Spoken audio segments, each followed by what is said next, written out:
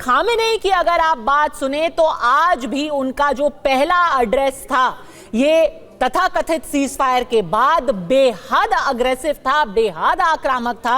उन्होंने क्या क्या चीजें बोली है? उन्होंने कहा है कि इजराइल की जो जियोनिस्ट रजीम है हमारी स्ट्राइक्स के बाद काफी ध्वस्त हो गई, वो कोलैप्स हो गई, उसको हमने नेस्तनाबूद कर दिया।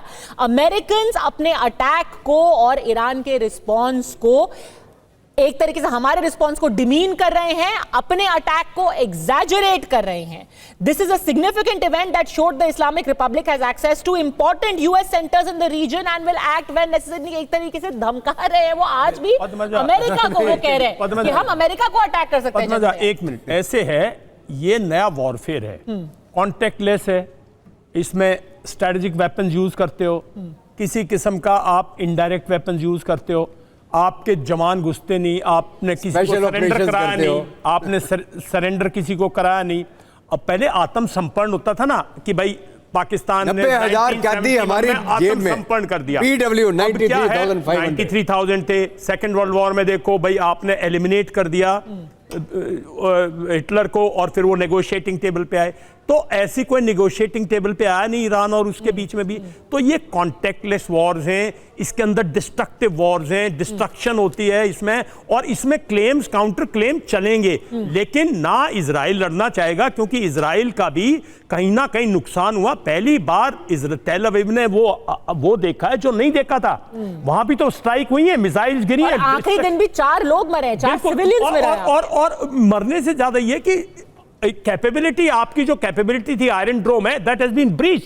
एक आपका बवाद तो टूटा जिसको इम्पेनिट्रेबल बोला जाता। और ईरान का मैं पहले दिन से कह रहा था, देखिए ईरान के पास ना एयर डिफेंस है ना एयर पावर है, लेकिन रेजिस्टेंस है ईरान के अंदर। भाई इतना बड़ा मुल्क है, जर्मनी और फ्रांस इतना। तो पद्मजा ये एक हकीकत है, यही पाकिस्तान कर रहा है, क्योंकि उसने सरेंडर वरेंडर कुछ नहीं हुआ तो पाकिस्तान बोलेगा मेरा कुछ हुआ ही नहीं। क्योंकि फिजिकल ग्राउंड पे नहीं हुआ, वो मानेगा ही नहीं, थोड़े दिन में रिपेयर कर लेगा।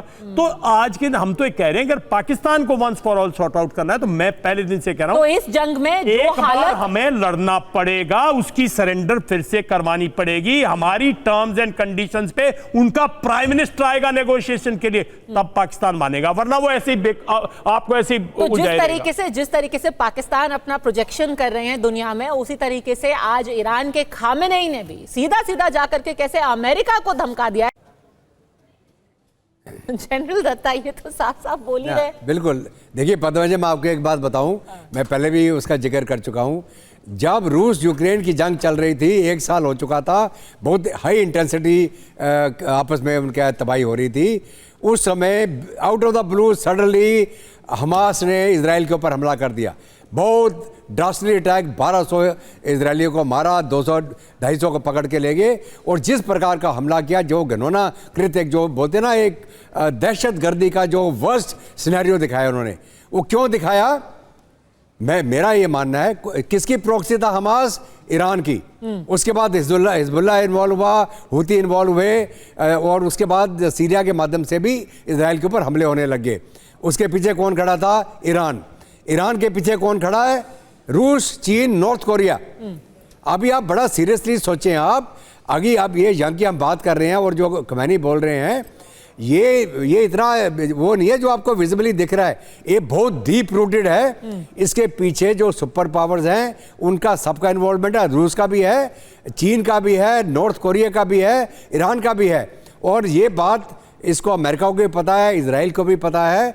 उसका पूरा फोकस चेंज होकर कहाँ चला गया था? इजराइल पे।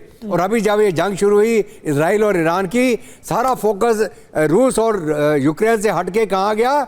इजराइल और ईरान के ऊपर। और ईरान, मैं अभी भी बोल रहा हूँ, इनकी जो मिसाइल टेक्नोलॉजी है, it is at the moment the world class.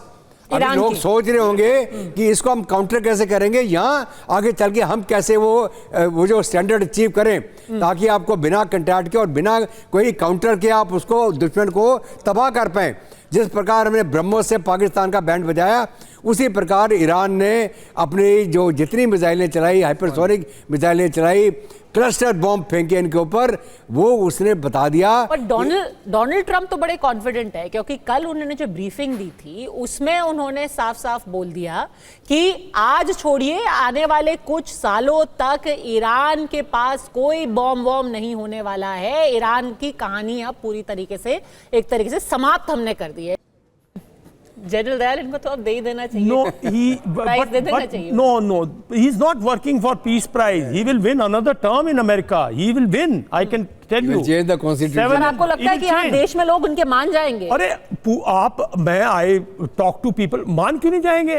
क्योंकि इनके तो सारे डेमोक्रेट्स, इनके चैनल सब बोलते रहने दो, सब बोलते रहने दो। सबूत गाय जैसे कहते हैं। सबूत मैं देता हूं। पूरा EU, पूरा यूरोप 5% डिफेंस एक्सपेंडिचर पे मान गया ना। पूरा यूरोप और इंग्लैंड टर्म्स एंड कंडीशंस पे मान गया, ट्रेड की टर्म्स एंड कंडीशंस। नेटो के चीफ ने तो इनको डैडी बोल दिया।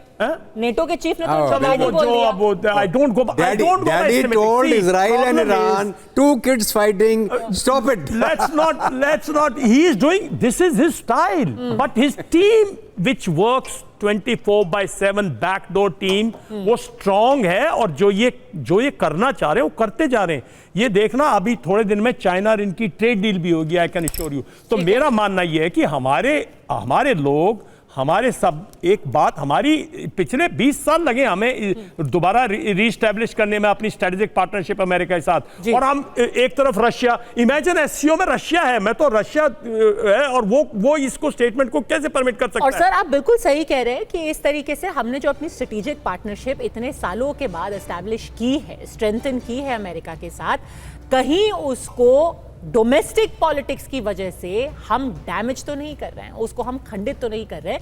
ये सोचने वाली बात है। फिलहाल अड़ी में हमसे जुड़ने के लिए आप सबका बहुत बहुत धन्यवाद।